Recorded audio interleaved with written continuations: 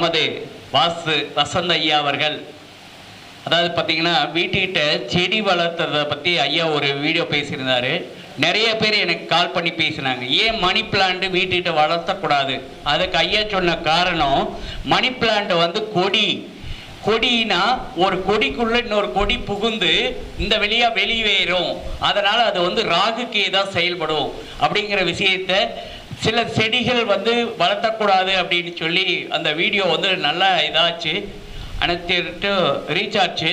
அதில் என்னிட்ட தான் நிறையா கேள்வி கேட்டாங்க. அந்த வீடியோ மறுபடியும் பேச சொல்லியிருந்தேன். அதனால் அதுவும் சிறப்பாக இருந்தது. ஐயா மேற்கொண்டு இன்னைக்கு வாஸ்து பற்றியோ ஜோதிடத்தை பற்றி பேச போகிறாங்க. ஜோதிடம். குருவே சரணம், குருவின் திருவடிகளே சரணம். இப்போ நான் சொல்லக்கூடிய விஷயம் அப்படிங்கிறது பார்த்தீங்கன்னா, இங்கே இருக்கக்கூடிய ஜோதிடர்களுக்கோ ஜோதிட ஜாமான்களுக்கோ கிடையாது. வளர்ந்து வரும் அல்லது ஜோதிடம்னா என்ன அப்படின்னு தேடிட்டு இருக்கக்கூடிய அல்லது நம்மளால் எந்த வகுப்புகளுக்கு போனாலும் பலன் சொல்ல முடியல அப்படிங்கிற ஜோதிடர்களுக்கான தகவல்களை தான் இது சொல்கிறோம். இதை பலன் கூறும் சூட்சமம் அப்படிங்கிற விஷயமா கொண்டு வரோம். எப்படி இதை பலன் கூறும் சூட்சமா சொல்கிறோம் அப்படின்னு பார்த்தீங்கன்னா, நாம் எல்லோருமே யாரோ ஒரு ஜோதிடத்தை அல்லது யாரோ ஒரு குருமாதத்தை படிக்கிறோம். படித்தோம் அப்படின்னா அந்த ஒரு கண்ணை கட்ட விட்ட மாதிரி அந்த ஒரு பகுதியை இல்லை அந்த ஒரு விஷயத்தை மட்டுமே எடுத்துகிட்டு போகிறோம். ஆனால் அறிவியல் சொல்லக்கூடியது அல்லது இயற்பியல் சொல்லக்கூடியது என்ன அப்படின்னா, எல்லா வினைக்கும் அல்லது எல்லா திசைக்கும் ஒரு நேர் எதிர் திசை உண்டு அப்படிங்கிற விஷயத்தையும் சொல்கிறாங்க. இதன் அடிப்படையில் நாம் படிக்கிறோம். நார்மலாக இந்த 12 கட்டங்கள், ராசிகள், நட்சத்திரங்கள், கிரகங்கள் எல்லாம் படிக்கிறோம்.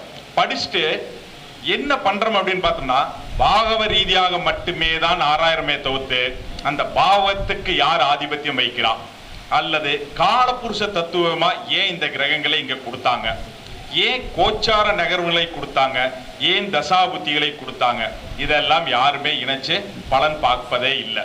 ஸோ அந்த இடத்துல ஜோதிடர்கள் தாங்கள் சொல்லக்கூடிய பலாபலன்களிலிருந்து வேறுபடுறோம் அல்லது நம்மளால் பலாபலன் சொல்ல முடியாம போகுது. அப்போ ஜோதிடர்கள் கண்ணை கட்டி விட்ட மாதிரி வெறும் பாகவ ரீதியாக மட்டுமே பலன் சொன்னோம் அப்படின்னா இன்றைய காலகட்டத்தில் நாம் ஒரு ஜோதிடராகவே அங்கீகரிக்கப்பட மாட்டோம். சரிங்களா? அப்போ ஒரு 4 பாயிண்ட், எந்த ஒரு ஜோதிடராக இருந்தாலும் சரி அல்லது எந்த ஒரு ஜாதகமாக இருந்தாலும் சரி, முதல்ல நாம எந்த விஷயத்தை பார்க்க போகிறோமோ அந்த பாகவம் எந்த பாவத்தை சேர்ந்தது அப்படிங்கிற ஒரு விஷயத்தை புரிஞ்சுக்கணும். இப்ப சாதாரண ஒருத்தர் வந்திருக்கார், கல்யாணம் பார்க்கணும் அல்லது அவர் கல்யாணம் ஆகல, கல்யாணத்துக்கு ஆணா இருக்கிறார், பெண்ணை பார்க்கணும். அப்ப காலபுருஷ தத்துவத்தில் 7ஆம் பாவம் அப்படிங்கும் பொழுது சுக்கிரன் அப்படிங்கிறது காரக கிரகமா வருது. இது காலபுருஷ தத்துவம். அதற்கடுத்தபடியா அந்த ஜாதகருடைய லக்னத்திற்கு 7ஆம் பாவக அதிபதி யார் அதையும் பார்க்கணும். அது முதன்மையா எல்லாரும் பாவ ரீதியா பார்த்துருவோம். ஆனால் இந்த காரக கிரகம் சொல்லக்கூடிய காலபுருஷ தத்துவத்தை நாம விட்டுறோம். அது ஒரு தவறு. அதற்கடுத்தபடியா அந்த ஜாதகரை வழி நடத்தி கொண்டு இருக்கக்கூடிய தசா புத்தி அப்படின்னு சொல்லக்கூடிய ஜனனச்சந்திரன் பிறந்ததிலிருந்து அவர் இப்ப பயணிச்சிட்டு இருக்கக்கூடிய தசா புத்தி, இதை பார்க்கணும். அது தசா புத்தி நடத்தக்கூடிய கிரகம் எந்த பாவத்திலிருந்து நடத்தது அல்லது எந்த நட்சத்திர சாரமாகி நடத்தது, அந்த ஆதிபத்தியம் நடக்குதா இல்லையா, இதன் அடிப்படையில் ஒன்று பார்க்கணும். அதற்கடுத்தபடியாக ஒரு விஷயம் நடக்குது இல்லை நடக்கணும் அப்படின்னா கோச்சாரமும் கை கொடுக்கணும். அப்போ ஒரு கல்யாணம் ஆகணும், அப்ப என்ன ஆகணும், ஆணிற்கு குருவினுடைய பார்வை கிடைக்கணும் அல்லது சுக்கிரன் சுத்திட்டு வந்துடணும். அப்போ 1 மாசம் 1.5 மாசத்துல குரு அப்படிங்கிறவரு சுக்கிரன் அப்படிங்கிறவர் 12 பாவத்தையும் சுத்திடுவார். குரு அப்படிங்கிறவரு சுத்தி வரக்கு 12 பாவத்தையும் சுத்திட்டு வரக்கு 12 வருடங்கள் ஆகும். சனி பகவான் 2 30, இது எல்லோருக்கும் தெரியும். அப்போ இது எப்ப நிர்ணயம், எப்போ காலம் நிர்ணயம் ஆகும், இந்த விஷயத்தை யாராவது கவனிக்கிறோமா அப்படின்னா அந்த இடத்துலதான் மிஸ் பண்ணிடுறோம். அப்போ ஒரு பலாபலன் சொல்லும் பொழுது எதற்காக பார்க்கிறோம், எந்த விஷயத்துக்காக பார்க்கிறோம் அப்படிங்கிற அந்த பாவத்தை எடுத்துடணும். அந்த பாவக அதிபதி அந்த ஜாதகத்தில் எங்கே இருக்கிறார் அதை பார்க்கணும். அந்த பாவக அதிபதியோடு முதன்மையாக திரிகோணம் பார்வைகள் சொல்லக்கூடிய 1, 5, 9 ஏதாவது கிரகம் சேர்ந்துள்ளதா.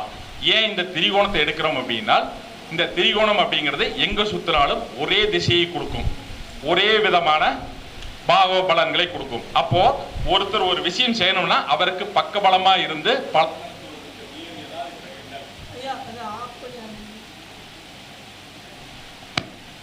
ஹலோ இந்த திரிகோணத்தை சொல்லும் பொழுது ஒரு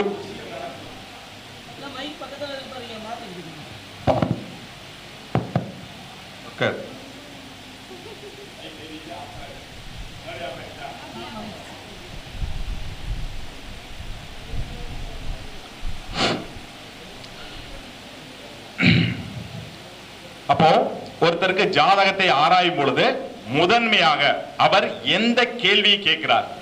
இப்ப உதாரணத்துக்கு திருமணம் சொன்னோம், அது மாதிரி வேலை சார்ந்து வரார் அப்படின்னா அந்த லக்னம் ஜாதகர் அந்த கட்டத்தில் எங்க இருக்கிறார் அது ஃபர்ஸ்டா பார்க்கணும்.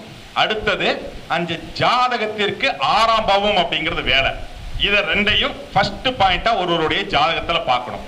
அதற்கு அடுத்தபடியாக காலபுருஷ தத்துவத்திற்கு 6ஆம் பாவம் அதிபதி யார் அப்படின்னா அவர்தான் புதன். அவரையும் எடுத்து பார்வையாக சேர்க்கணும். ஏன்னா காலபுருஷ தத்துவ கிரகங்கிறது தான் நமக்கு பாவத்திலும் இன்னைக்கு எப்படி இருக்குது அல்லது அந்த ஜனன ஜாதகத்தில் எப்படி இருக்கு அதையும் சேர்த்து பலன் எடுக்கணும். மூன்றாவதாக கோச்சாரம். இப்போ கோச்சாரத்தில் அந்த 6ஆம் அதிபதி எப்படி இருக்கிறார் அல்லது காலபுருஷனுக்கு 6ஆம் அதிபதி எப்படி இருக்கிறார் இதெல்லாம் பார்க்கணும். இதெல்லாம் பார்த்துட்டு கடைசியா அவருக்கு என்ன தசா புத்தி நடக்குது. ஏதோ தசா புத்தி நடக்கும், ஆனால் அவரு அந்த கால சூழ்நிலையில் வேலைக்கோ அல்லது தொழிலோ செய்யணும் அப்படிங்கும் பொழுது அவர் எந்த இடத்தில் இருந்தால் செய்யலாம் அல்லது உள்ளூர்ல இருக்கணுமா வெளியில போகணுமா. சோ இந்த 4 பாயிண்டை எடுத்தீங்கனாலே எந்த ஒரு பாவமா இருந்தாலும் சரி அல்லது எந்த ஒரு கேள்வியாக இருந்தாலும் சரி அல்லது எந்த ஒரு தேவையாக இருந்தாலும் சரி, சோ வளர்ந்து வரோம் இல்ல அடிப்படையாக ஜோதிடம் கத்துட்டு வரோம் அப்படின்னால் எல்லாத்துக்குமே வெறும் பாக ஆய்வு மட்டும் இல்லாமல் கிரகக்காரத்துவம், கிரகத்தோடு இணைந்த கிரகம் அல்லது பார்க்கும் கிரகம், கோச்சாரம், தசாபுத்தி, இதுகளெல்லாம் இந்த 4 பாயிண்ட் தான். ரொம்ப எல்லாம் போட்டு குழப்பிக்க வேண்டாம். ஒரு விஷயத்தை கேட்டால் இந்த ஒரு விஷயத்திற்கு அவர் ஜாதகத்தில் எப்படி இருக்கு, இன்னைக்கு கோச்சாரத்தில் எப்படி இருக்கு, காலபுருஷ தத்துவத்துல கிரகம் எப்படி இருக்கு, அவருக்கு இது சாத்தியமா நடக்கக்கூடிய தசாபுத்திகள், இதை மட்டும் பார்த்தோம் அப்படின்னா 4ல 2 டிக்காச்சுனா ஆகும் சொல்லுங்க. இல்ல 1 தான் ஆகுது 4மே ஆகல அப்படின்னா வெயிட் பண்ணுங்க. இந்த கால தசா புத்திகள் மாறட்டும். அதற்கு மாற்றாக வேறொரு விஷயத்தை கொடுக்கும் பொழுது நம்மளால ஜோதிடத்தில் பலாபலன் பார்க்க முடியும். அப்போ இதெல்லாம் பார்க்கும் பொழுது அடிஷனலா என்ன பண்ணணும் அப்படின்னா எந்த கிரகமும் தனிச்சு பலாபலன் சொல்ல முடியாது, செய்யாது.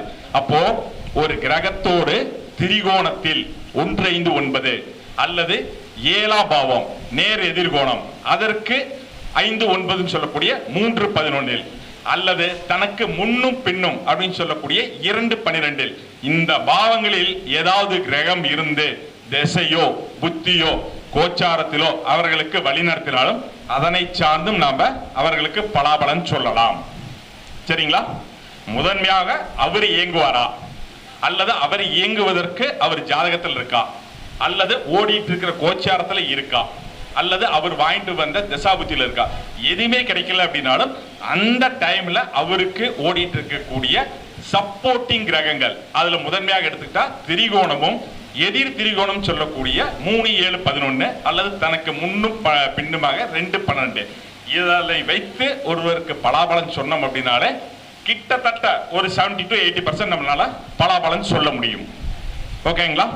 சோ ஒரு ஜாதகத்தை எடுத்துட்டு வந்தனே கண்ணை மூடிட்டு நாடி எடுத்துக்கிட்டா குரு ஜாதகர், சுக்கிரன் பெண் அப்படின்னு வெறும் கிரகத்தை மட்டும் வேண்டாம். அல்லது பாரம்பரிய முறைப்படியா லக்னம் லக்னாதிபதி ஒரு கேட்டாங்கன்னா அதுக்கு பாவக அதிபதி அப்படிங்கறத மட்டும் சேர்க்காம எல்லா விஷயத்தையும் எதாவது சொன்னாங்கன்னா அப்படின்னா பாரம்பரிய முறையாவும் பாருங்க, நாடி முறையாவும் பாருங்க, அல்லது தசாபுத்திகளாகவும் கோச்சாரமாகவும் எல்லா விதத்திலும் பார்த்தோம்னா தான் நம்மளுக்கு ஏதோ ஒரு இடத்துல அது பிளஸ் ஆர் மைனஸ் அப்படிங்கிற ஒரு விஷயம் புரிதல் ஏற்படும்.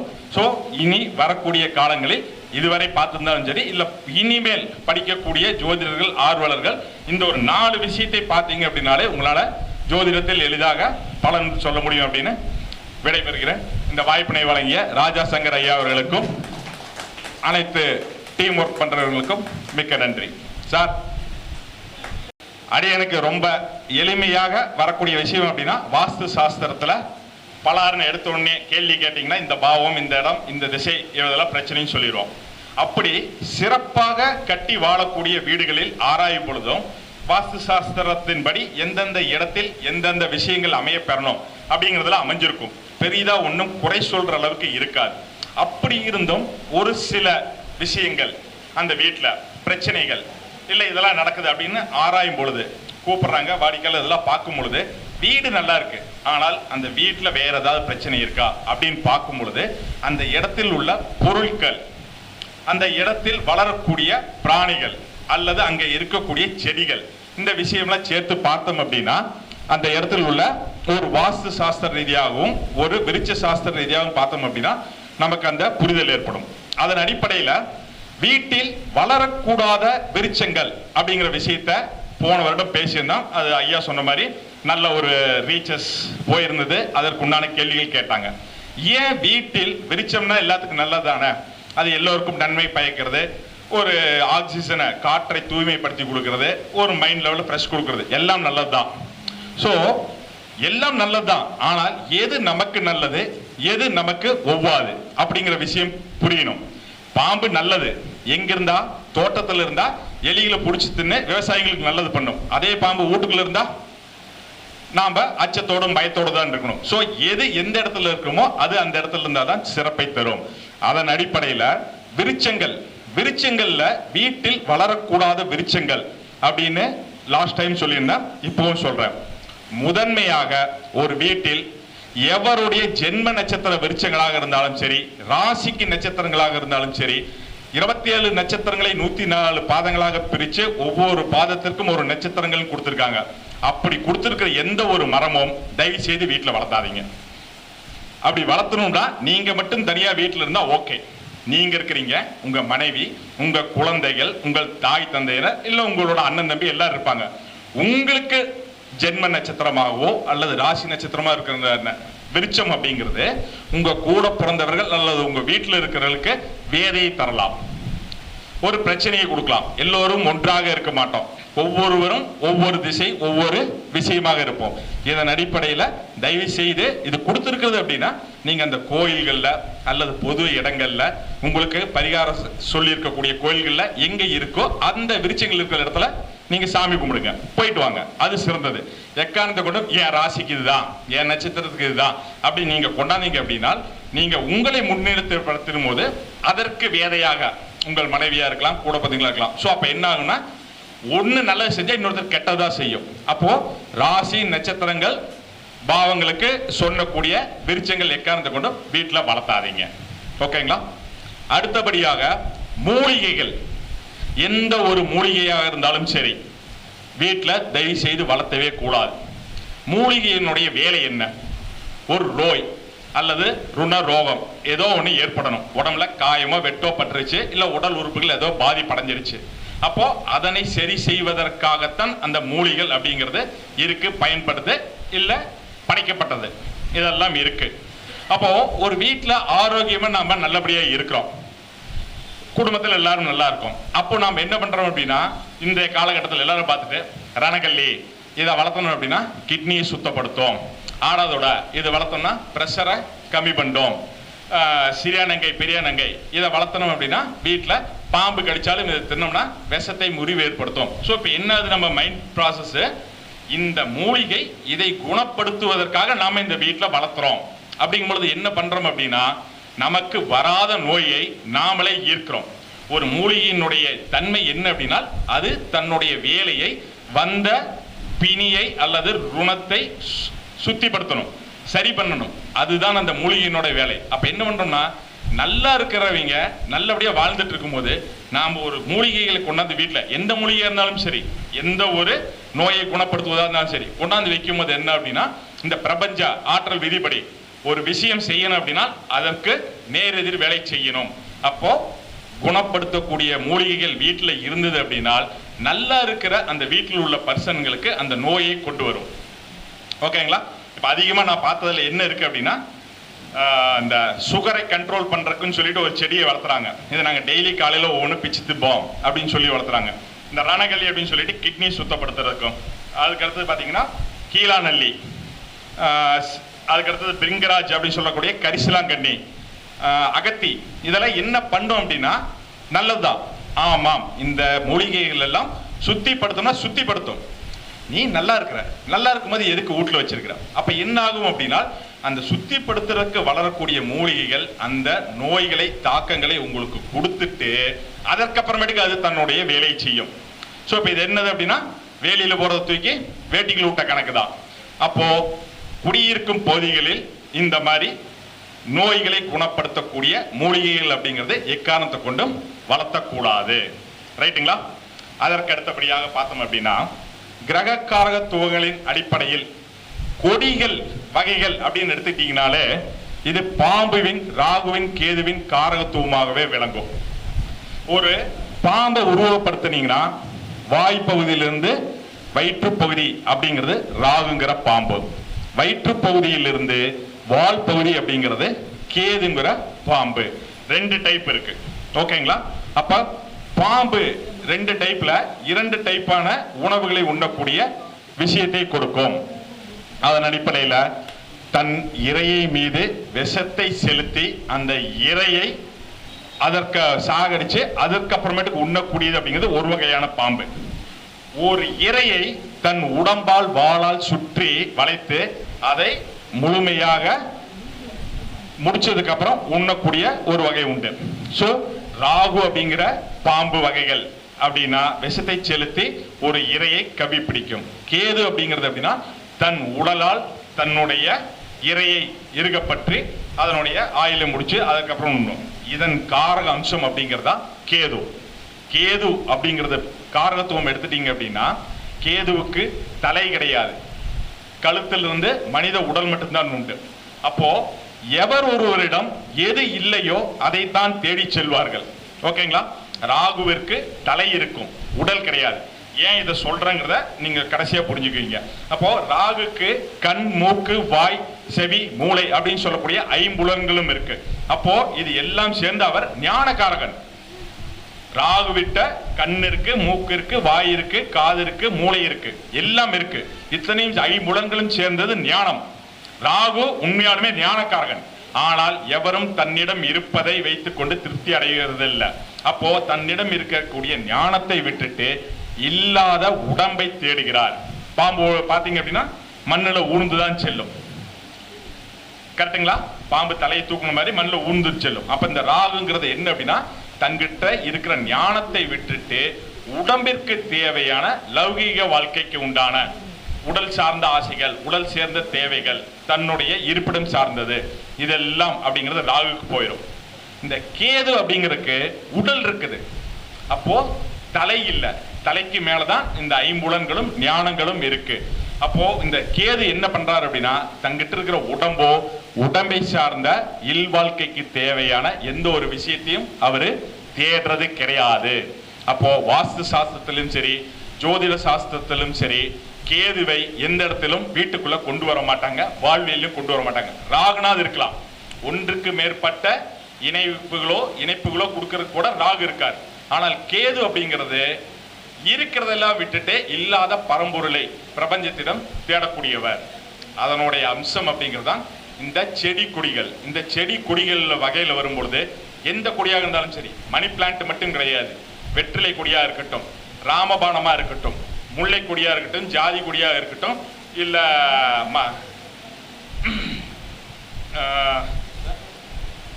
பிரண்டை வரும் சார், இந்த அளவுக்கு வராது.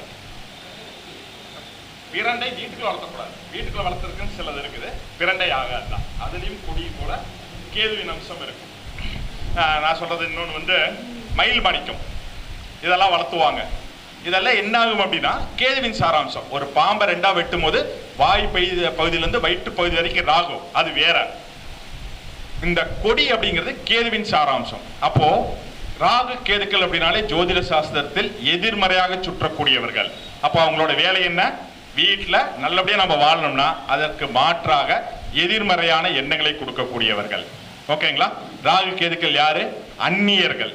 இவங்க நாம நார்மலா 7 கிரகங்களும் ஒரு சுற்றுப்பாதைக்குள் நேராக சுற்றினால் அது ஒரு மாதிரி, எதிர்மறையாக சுற்றி அந்நியம் பேசக்கூடியவர்கள், அந்நிய நபர்களை வீட்டுக்குள் புகுத்துவது, அப்படிங்கிறது இந்த ராகு கேதுக்கள். அப்போ இந்த கேதுவின் சாராம்சமாக வரக்கூடிய எந்த ஒரு செடியோ கொடியோ நாம வளர்த்தும் பொழுது நம்மளுடைய வீட்டுல சரிங்களா ஏற்கனவே ஒரு அந்நியர் வந்துட்டாருன்னு அர்த்தம். ஓகேங்களா?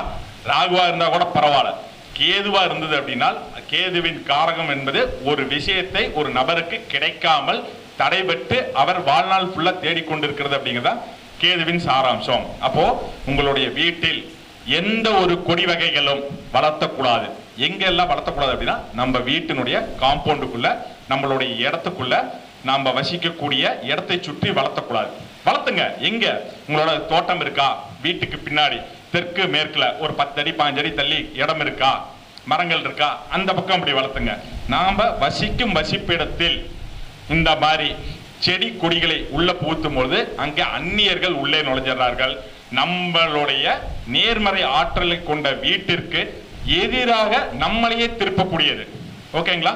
இதனுடைய சாராம்சம் அப்படின்னு பார்த்துட்டீங்கன்னா கேதுவின் பொருள்களை எடுத்துட்டீங்க அப்படின்னா நம்மளுடைய முடி எப்படி இருக்கோ அந்த மாதிரி கூர்மை உள்ள பகுதிகள் இது எல்லாமே கேது. அப்போ பாம்பினோட வாளுன்னு சொல்லிட்டோம். அப்ப எப்படி இருக்குது? கயிறு போல இருக்கு. எவர் ஒரு வீட்டில் தூரி தொங்குவதற்காக உத்தரத்தில் கயிறு கட்டி தொங்குதோ அந்த வீட்டிலும் கேது இருக்கிறார். ஊஞ்சல் ஆடுதா, அதுவும் கேது. வீட்டுல வெளியில மழை பெய்யுது, மழை பெய்யுற டைமுக்குள்ள நான் வீட்டுக்குள்ள துணியை போட்டு கயிறு கட்டி துணியை காய வைக்கிறேன் அப்படின்னு நீங்க வீட்டுக்குள்ள கயிறு கட்டினாலும் அந்த இடத்திலும் கேது. உங்க வீட்டில் இருக்கக்கூடிய ஊசி, மைகோதி அப்படின்னு எந்த ஒரு கூர்மை பொருளாக இருந்தாலும் கேது. உங்கள் வீட்டில் தையல் மிஷின் இருக்குதா, தயவு செய்து தூக்கி வீட்டை விட்டு வெளியில போட்டுருங்க, இல்ல வீட்டை விட்டு வெளியில வச்சிருங்க. அது முதன்மையான கேது. ஒன்றை சுருக்கி கொண்டு பின்னி கொண்டே செல்லக்கூடிய அமைப்புல இந்த விஷயங்கள்லாம் வரும். இதன் அடிப்படையில் தான் விருட்சங்களில் நீங்க கொடி போல வளரக்கூடிய எந்த ஒரு விஷயத்தையும் வீட்டில் வளர்த்தாதீர்கள். உங்க வீட்டுல வளர்த்தணும் அப்படின்னா துளசி வளர்த்திக்குங்க, திருநீட்டு பச்சிலை வளர்த்துக்குங்க, கற்றாழை வளர்த்திக்கோங்க,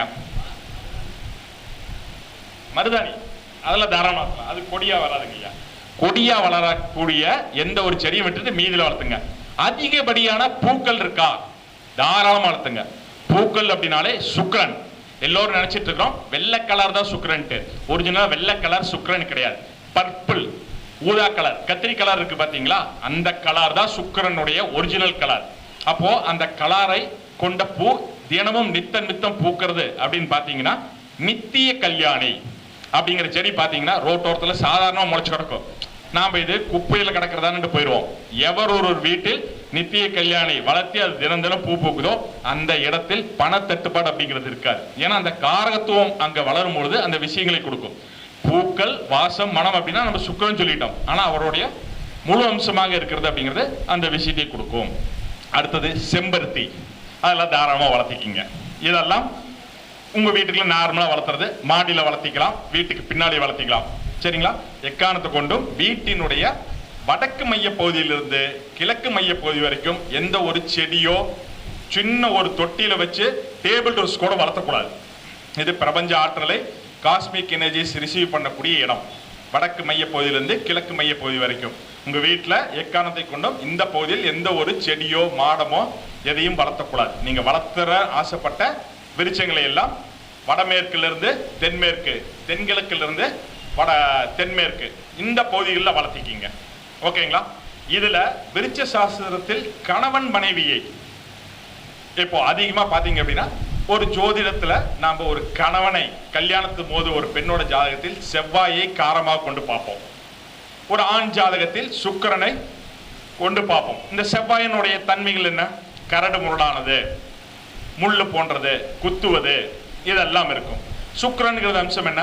பூ, வாசம், நறுமணம், கலர், அட்ராக்ட் பண்றது. இது இரண்டும் இணைஞ்சது அப்படின்னு பாத்தீங்க அப்படின்னா விருட்சத்தில் ரோஜா செடி அப்படிங்கிறது பாத்தீங்கன்னா வேரில் இருந்து காம்பு வரைக்கும் செவ்வாய், அதில் பூக்கக்கூடிய பூ அப்படிங்கிறது சுக்கிரன். இதுதான் ஒரு கணவன் மனைவி இணைந்த விருட்சம் அப்படின்னு எடுத்துக்கிட்டீங்கன்னா மேக்சிமம் எடுத்துட்டா இந்த ரோஜா செடிகள் தான். அப்போ எவர் ஒரு வீட்டில் கணவன் மனைவிக்கு இடையே பிரச்சனை அல்லது கணவன் மனைவிக்கு இடையே தாம்பத்தியம் இல்லை, கட்டில் இன்பம் இல்லை, குழந்தை பேர் இல்லை, அந்யோன்யம் இல்லை, இப்படிங்கிறவங்க மனதை குறிக்கக்கூடியது அப்படின்னா சந்திரன். அப்போ ஒரு வீட்டினுடைய வடமேற்கு பகுதி அப்படிங்கிறது சந்திரன் மற்றும் காற்றுக்கு உண்டான பகுதி. அந்த இடத்தில் 3 தொட்டி அப்படிங்கிறது குருவை குறிக்கும். 2 பேத்துக்கு சண்டைனா ஞாயிற்றுல மதியத்துல ஒருத்தர் வரணும். அப்படி யார் அப்படின்னா குரு பகவான் அப்படிங்கிறதுனால 3 எண்களை கொண்ட 3 தொட்டி அப்படிங்கிறத வச்சுக்குங்க. அது எந்த கலர் ரோஸோ வச்சுக்குங்க, அதில் எந்த ஒரு பிரச்சனையும் இல்லை. நமக்கு தேவை செவ்வாயும் சுக்கிரனும் இணைக்கக்கூடிய இந்த ரோஜா செடி. இதை அந்த வடமேற்கு பகுதியில் வளர்த்திட்டு வந்து ஒரு தொட்டியில் வச்சாலும் சரி, மண்ணில் வச்சாலும் சரி, அது உங்களோட வசதிக்கு ஏற்ப எப்படி இருக்கோ அப்படி வச்சுக்கோங்க. அதை கணவன் மனைவி பராமரிச்சுட்டு வரும் பொழுது அவர்களுக்குள் உள்ள சண்டைகள் குறைந்து அந்யோன்யம் அதிகமாக வளரும். ஓகேங்களா? இல்லை நாங்களாம் கல்யாணம் பண்ணிட்டு எல்லாம் இருக்குது சார், எங்களுக்குள்ள கட்டில் இன்பமே இல்லை, கணவன் மனைவி இணையக்கூடிய எங்களுக்கு தாம்பத்தியமோ இல்லை அதற்கு உண்டான ஒரு ஆற்றலே இல்லை அப்படிங்கிறீங்க, இந்த ரோஜா செடியோடு சேர்த்து தொட்டாச்சினிகை அப்படிங்கிற ஒரு இது இருக்கு. அது என்ன அப்படின்னா 8ஆம் பாவத்திற்கு உரியது. ஸோ ஒரு ஆணாக இருந்தாலும் சரி பெண்ணாக இருந்தாலும் சரி அவர் உணர்வுகளை தூண்டக்கூடியது. தொட்டாச்சி நீங்க எல்லாத்துக்கும் தெரியும், தொட்டைங்க அப்படின்னா அது சுருங்கும், நரம்பு காரகத்துவத்துக்குரியது. அப்போ அந்த ரோஜா செடியோடு சேர்த்து அந்த தொட்டாச்சினியும் அந்த தொட்டியில் வளர்த்திட்டு வரும் பொழுது உங்களுக்கு கணவன் மனைவிக்கு இடையிலே நல்ல ஒரு அந்யூன்யம் கிடைக்கும். ஓகேங்களா? இல்லறம் அல்லது பெட் ரிலேஷன்ஷிப் அப்படின்னு பார்த்தீங்கன்னா இன்றைய காலகட்டத்தில் ரொம்ப கம்மி. IVF அது இதுன்னு நீ போறதுக்கு காரணம் அப்படிங்கிற இன்றைய வாழ்வியல் முறை எல்லாம் இருக்கு. அதற்கு முதல் காரணம் எப்படின்னா இவர்கள் 2 பேத்துக்குள்ளேயும் இணக்கமும் அல்லது புரிதலோ உடல் ரீதியாக சேராமல் போவதற்கும் இன்றைய காலகட்டம். அதற்கு வாழ்வியலாக நம்ம வாழக்கூடிய இடத்தில் இந்த மாதிரி விருட்சங்களை வளர்த்திட்டு வரும்பொழுது நமக்கு அதற்கு உண்டான ஒரு தீர்வாகவும் ஆற்றலாகவும் கொடுக்கும். சரிங்களா? அதே போல பால் வடியக்கூடிய எந்த ஒரு செடிகளையும் வீட்டில் வளர்த்தாதீங்க. ஏன் அப்படின்னா பால் அப்படின்னு வந்தாலே அந்த இடத்தில் சந்திரன் அப்படிங்கிறதா. ஒரு பெண் கன்னிக அதாவது பூ படையாமல் இருந்தால் அது புதன், பூ படைந்து ருதுவானால் அந்த பெண் சுக்கிரன். அதே பெண் குழந்தை பெற்று மார்பின் வழியாக ஒரு குழந்தைக்கு பால் ஊட்டினால் அவள் சந்திரன். இது எல்லோருக்கும் ஒத்துக்கிறீங்க இல்லையா? அப்போ சந்திரன் அப்படிங்கிற காலபுருஷ தத்துவத்தில் கடக வீட்டில் என்ன ஆகுதுன்னு பாருங்க. கடக வீட்டில் 2 விஷயம் நடக்குது சார். அந்த 2 விஷயம் தெரிஞ்சா நீங்க ஜோதிடர்கள். கடக வீட்டில் குரு உச்சம், செவ்வாய் நீச்சம். ஒரு பெண் குழந்தை பெற்று ஒரு குழந்தைக்கு தாயாயிட்டா அப்படின்னால் முதன்மையாக அந்த பெண் அந்த குழந்தையை தான் கவனிப்பாள். அப்ப குழந்தை அப்படிங்கிறது குரு, கரெக்டுங்களா? கணவன் அப்படிங்கிற செவ்வாய். அப்ப கடக வீட்டத்தில் ஒரு பெண்ணுக்கு குழந்தை பிறந்து தாயாயிட்டா குழந்தையை தான் கவனிப்பாள், புருஷனை கவனிக்க மாட்டாள். இதுதான் அந்த காலபுருஷ தத்துவத்தின் 4ஆம் இடமான கடகத்திற்கு சொல்லக்கூடியது. அப்போ பால் வடியக்கூடிய மரங்கள் அனைத்துமே சந்திரனின் காரகத்துவம். எந்த வீட்டில் பால் வடியக்கூடிய மரங்கள் இருக்குதோ அந்த இடத்தில் மனைவி கணவனை விட்டுட்டு குழந்தைக்கு தான் முக்கியத்துவம் கொடுப்பாள். இதனாலே குடும்பம் சிதையும். இதனால தான் பால் வடியக்கூடிய விருட்சங்களை வீட்டில் வளர்த்த வேண்டாம் அப்படிங்கிற விஷயத்த சொல்றது. ஓகேங்களா? இதே போல பரணி நட்சத்திரக்காரங்கள் அப்படின்னு சொல்லிட்டு அதிகப்படியா நெல்லிக்கண்ணியை வளர்த்துறீங்க, கரெக்டுங்களா? பரணி நட்சத்திரத்துக்கு விருட்சமாக நெல்லி மரத்தை சொல்லியிருக்காங்க. அது சிறுசோ பெருசோ, ஆனா அந்த நெல்லி சுக்கிரனின் அம்சம். நாம் இன்னைக்கு 3 யுகத்தை கடந்து 4ஆவது யுகத்துல வந்துட்டு இருக்கிறோம். இன்னைக்கு பெருமாள் எப்படி இருக்கிறாரு? வாங்கின கடனுக்கு வட்டி கட்டுறதுக்காக ஒரு நாளைக்கு 24 மணி நேரத்துல வெறும் 1 மணி நேரம் 1.5 மணி நேரம் கேப் ரெஸ்ட் விட்டுட்டு 22 மணி நேரம் உழைச்சிட்டு இருக்கிறார். அப்போ ஆட்டோமேட்டிக்கா என்ன ஆகுது? சுக்கிரன் அப்படிங்கிற மகாலட்சுமி கீழே தனியா உட்காந்துட்டு இருக்காங்க. அப்ப அந்த மகாலட்சுமி என்ன பண்றாங்க? கண்ணீர் வடித்து கொண்டிருக்கிறாள். கணவனோடு சேர்ந்து வாழ்வதற்கு இல்லாமல் கணவனை விட்டு பிரிந்து தனியா திருச்சானூர்ல உட்காந்துருக்காரு. கணவன் 24 ஹவர்ஸ் வேலையை செஞ்சு அதாவது பக்தர்களை பார்த்து வரக்கூடிய காணிக்கை எடுத்து வட்டி கட்டிட்டு இருக்காரு. அப்ப எவர் ஒரு வீட்டில் நெல்லிக்கனி நெல்லி மரம் வளர்கிறதோ அந்த வீட்டில் வருமானம் நல்லா இருக்கும். ஆனால் கணவனும் மனைவியும் நல்லா இருப்பாங்க அப்படின்னா இருக்க மாட்டாங்க. அப்ப எவர் ஒரு வீட்டில் நெல்லி மரங்களை வளர்த்துறீர்களோ அந்த வீட்டில் ஒரு பெண் அப்படிங்கிறவ கண்ணீர் வடித்துக் கொண்டே இருப்பாள். சரிங்களா? ஸோ கிரக காரகத்துவமாகவும் பாகவ காரகத்துவமாகவும் அல்லது ஒரு விஷயம் நடந்ததையும் எடுத்து பார்த்தோம் அப்படின்னா ஈஸியாக நம்மளால பலாபலன்னு சொல்ல முடியும். அதே போல தாயாருக்கு கல்யாணமானனையும் பிறந்த வீட்டு பெருமை பேசியிருப்பாங்க. உங்க சீனிவாசனுக்கு ஒன்றும் இல்லை, காட்டில் இருக்கிறவரு, நாங்கள் மகாராஜா பரம்பரை, எல்லாத்தையும் கொடுத்துட்டு அப்படிம்பாங்க. ஒரே ஒரு சீர் கொடுத்தீங்களான்னு கேட்பாங்க. கடைசியா என்ன சொல்றாங்க? கருவேப்பிலை கொத்து இருக்கான்னு கேட்பாங்க. கரெக்டுங்களா? அவ்வளவு சொத்துக்கள், அவ்வளவு சீர்வரிசை செய்தோம். மகாலட்சுமி கண்ணீர் அடிக்க வைத்த செடி அப்படின்னா அந்த கருவேப்பிலை. அப்போ கல்யாணத்தின் பொழுது யாருமே கருவேப்பிலையை சீராக கொடுக்க மாட்டாங்க. எந்த பெண்ணும் தன் தாய் வீட்டில் இருந்து வரும்பொழுது கருவேப்பிலை எடுத்துட்டே வரமாட்டாங்க. அப்போ இந்த மாதிரி எந்தெந்த விருட்சங்கள் எதை சார்ந்தது, எந்த விருட்சம் எதை சார்ந்து ஒரு விஷயத்தை பயன்படுகிறது, இதெல்லாம் சேர்த்து எடுத்தீங்க அப்படின்னா உங்களுக்கே புரிதல் ஏற்பட்டுரும். வீட்டில் இதெல்லாம் வளர்த்தலாம், இதெல்லாம் வளர்த்தக்கூடாது அப்படிங்கிற விஷயம் இருக்கு. ஓகேங்களா? இதில் உங்களுக்கு ஏதாவது டவுட் இருந்தால் கேளுங்க. ஒரு 5 மினிட்ஸ் சொல்கிறேன். ஐயா வேற ரொம்ப நேரம் வெயிட் பண்ணியிருக்காரு. ஒரு 5 நிமிஷம்.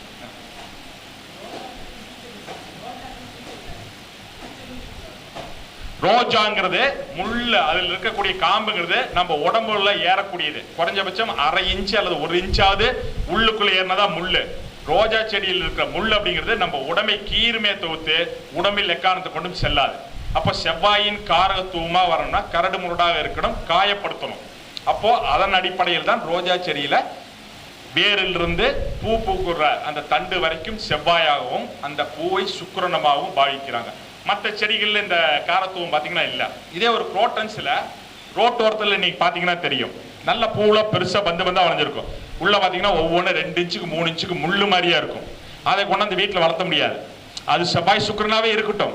சப்போஸ் வீட்டில் கீழே நிலத்துல வளர்த்துறோம், குழந்தைங்க இருக்குது, இல்லை நாமளே இருக்கோம், தவறாத காலை வச்சோ உளுந்துட்டோம் அப்படின்னா நம்ம உடம்புல சாலிடா 1 இன்ச்சு 2 இன்ச்சு ஏறும்.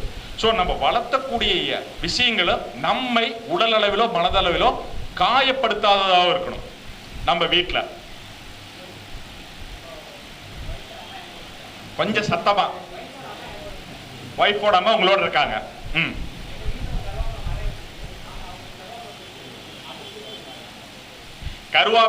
கருவேப்பிலை அப்படிங்கிறது ஒரு கல்யாணமான பெண்ணையும் தாய் வீட்டுக்கு அவமதிப்பையும் கொடுத்து பிரச்சனைக்கு உருவாக்குன ஒரு விஷயம். அந்த செடியிலான பிரச்சனை இல்லை, அதை கேட்டக்கூடிய இடம் அப்படிங்கிறது அவர்களுக்கு அந்த விஷயத்தை கொடுத்தது. அப்போ உங்க மனைவி அவங்க அம்மா வீட்டுக்கோ இல்லை அவங்க அம்மா வீட்டுக்கு கொடுத்து விடுறதாக இருந்தாலும் சரி, கருவேப்பிலை டிரான்சாக்ஷன் இருக்கக்கூடாது. அதே போலதான் சனி பகவானை சொல்லுவாங்க. சனியின் காரகத்துவமாக எண்ணெய்களை சொல்லுவாங்க. அதையும் ஒரு பெண் அப்படிங்கிறவங்க தாய் வீட்டுக்கு போயிட்டு வரும்பொழுது எண்ணெய், கருவேப்பிலை இதெல்லாம் கொண்டு வரக்கூடாது அப்படிங்கிறது. சார் போத்திட்டு படுத்தா என்ன, நின்றுகிட்டு போத்திட்டு படுத்தா என்ன, இங்கிருந்து போனா என்ன, அங்கிருந்து போனா என்ன, அந்த காரகத்துவம் 2 பேத்துக்கு இடையில டிரான்சாக்ஷன் பண்ணக்கூடாது. அவ்வளவுதான். அந்த விஷயத்தை எடுத்தீங்க அப்படின்னா சிறப்பு. நன்றி நன்றி. வேற ஏதாவது கேள்வி இருக்குங்களா?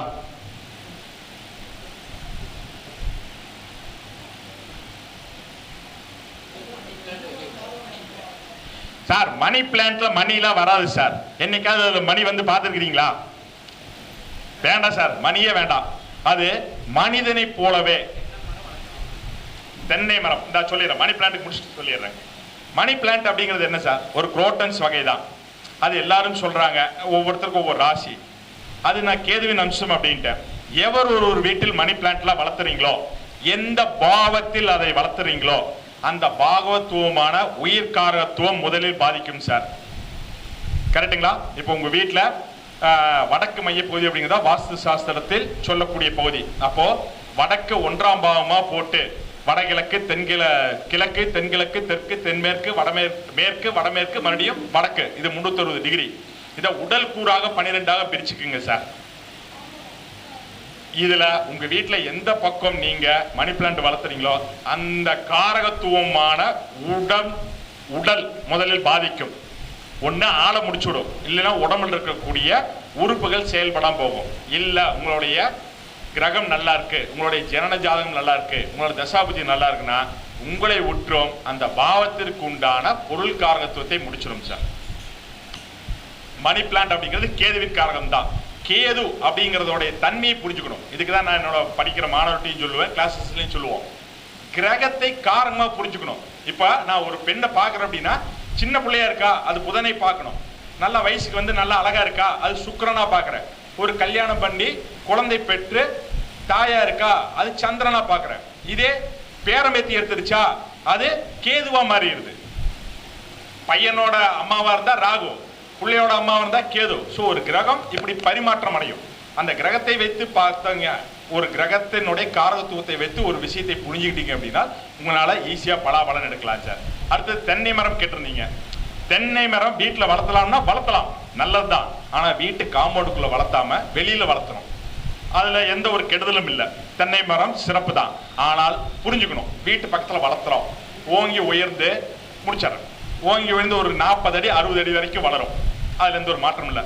யோசிச்சு பாருங்க, நாம இப்ப அந்த இடத்துல இருக்கிறோம், அங்கிருந்து ஒரு மட்டையோ தென்னங்குலையோ ஒரு குருத்த விழுந்துன்னு என்ன ஆகும்? மண்டை நாளா பொழந்துட்டு போயிடும். ஸோ நாம வசிப்பிடத்தில் எது எது வச்சுக்கிட்டா நமக்கு உயிர் காரகத்துவமாகவும் வாழ்வியலாகவும் பாதிக்காது அப்படிங்கிறது பார்க்கணும். ஆனால் தென்னை மரம் சிறப்பு. தென்னை மரத்துக்கு ஒரு சிறப்பு உண்டு, தெரியுங்களா? எத்தனை பேருக்கு தெரியும்? தன்னை முழுமையாக முடித்து கொண்டால் மட்டுமே அடுத்த பிறப்பை கொடுக்கும். எச்சில் பட்டாலோ தீண்டினாலோ கொடுக்காது. புரிதல் இருக்கா? புரிதல் இல்லை. சரி சார், இப்போ ஒரு மாங்காய் இருக்கு, ஒரு நல்ல கிளிமுக்கு மாங்காய் தரேன், நீங்க சாப்பிட்றீங்க, நல்லா கடிச்செல்லாம் ஃபுல்லா சாப்பிட்டுட்டு உங்க எச்சில்லாம் பட்டுது அந்த கொட்டையில, தூக்கி மண்ணில் போட்டீங்கன்னு வச்சுக்கோங்க, முளைச்சு வந்துடும். கரெக்டுங்களா? இப்போ இதே போல கொய்யா இருக்குது, வேற ஒரு பழம் இருக்கு, இதெல்லாம் இருக்கு. அதெல்லாம் சாப்பிட்டு நம்ம உடம்புல போய் கழிவா வெளியில போய் வந்தாலுமே வளர்ந்துடும். ஆனால் தேங்காய் மட்டும்தான் தான் தேங்காவாக மாறி அதுக்குள்ள இருக்கக்கூடிய நீர் எல்லாம் பூவாக மாறி ஓடுல இருந்து காய் மட்டையிலிருந்து எல்லாம் சுருங்கினதுக்கு அப்புறமேட்டுக்கு தான் குறுத்து விட்டு அடுத்த தென்னை மரமாக வரும். அப்போ யாராலும் தீண்டப்படாமலும் எச்சில் படாமலும் தன்னுடைய நிலையை முழுமையாக வைப்பதனால்தான் நாம பூஜைகளில் கடவுளுக்கு முன்னால் தேங்காயை எச்சில் படாத பண்டம் என்பதால் தான் முதன்மையாக நாம எடுத்துக்கிறோம். ஸோ அதுக்கு அவ்வளோ ஒரு மகத்துவம் இருக்கு. அதை நம்ம வீட்டில் வளர்த்தலாம்னா நம்ம வீட்டை விட்டு கொஞ்சம் தூரம் தள்ளி வளர்த்திக்கிங்க. ரைட்டுங்களா? நன்றி சார். இவ்வளவு நேரம் வாய்ப்பை கொடுத்த அனைத்து நல்லுள்ளங்களுக்கும் நன்றி. இவ்விழாவை சிறப்பாக நடத்தி கொண்டிருக்கக்கூடிய ஸ்டார் தமிழ்நாடு ஜோதிட அறக்கட்டளை தலைவர், நிறுவனர், செயலாளர்கள் மற்றும் குடும்ப உறுப்பினர்கள் அனைவருக்கும் மனமார்ந்த நன்றியை தெரிவித்துக் கொள்கிறேன். நன்றி.